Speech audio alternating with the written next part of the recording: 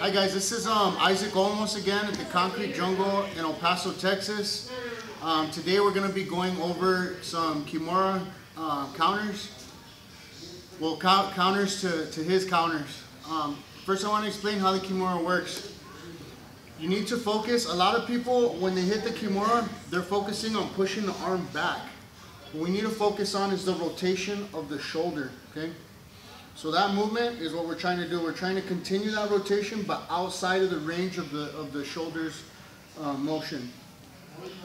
So today what we're going to be doing is, go ahead. I'm going to be putting Alex right here in side control. So in my kimura, in any submission, I have to stabilize the joint that I'm going to be submitting, okay? And then I move the limb outside of its range of motion. In my kimura, I want to get the hand as close to the armpit as I possibly can. For a couple reasons. I don't have to pick the shoulder up so high off the mat to move his hand when it's in here. Just a little bit, you know, a couple inches off the mat, and I can rotate the wrist underneath it. The second reason is the more extended it is, the easier it is for him to punch out. So I want to bring it in real nice and tight, okay? The general rule when I'm hitting twisting shoulder locks, I tell my students is to grab the wrist with the hand that's closest to it.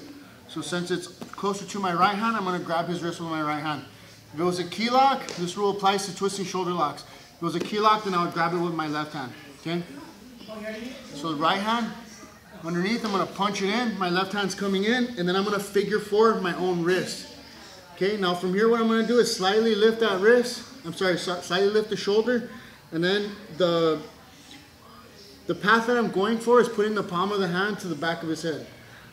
Okay, so I don't want to talk about the kimura too much, but those are just some of the basics that I go over with my students. Let's get down just a little bit this way. There you go. So what we're going to do is right here, he either grabs hands. Somehow I did a bad job of maintaining my side control. So he gets this hand in and they grab hands. Let's say we're rolling gi or it's on the street, then he grabs a hold of his shirt to stop me from getting that wrist out to the side of his body so that I can hit the lock.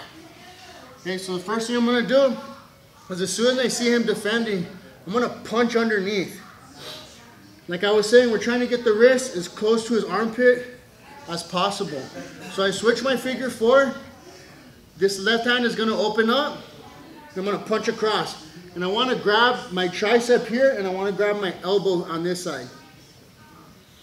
So from here, what I'm going to do is I'm going to take a big left step over his head, and then the right side of my hip is going to clear his head. I'm going to hit like a case of gatami type base.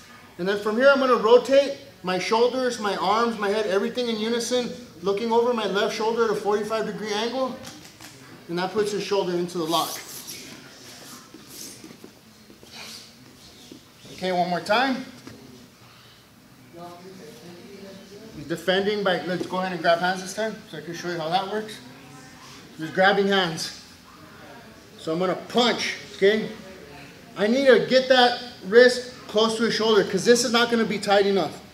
You see how my fingers are not around my elbow or my hand is not behind my trap? That's not going to be tight enough. So when I come under, it needs to be hard because I need to bring that arm in. So then I grab the back of my elbow with my right hand, the back of my trap with my left hand. Big left step. My right step, I need to clear his head, and then my right leg's going to come under to a case of gatami type base. Now once again in unison, my shoulders, my arms, my head, everything. I'm looking over my left shoulder, and I'm following that path with my entire body. Here's the shoulder lock.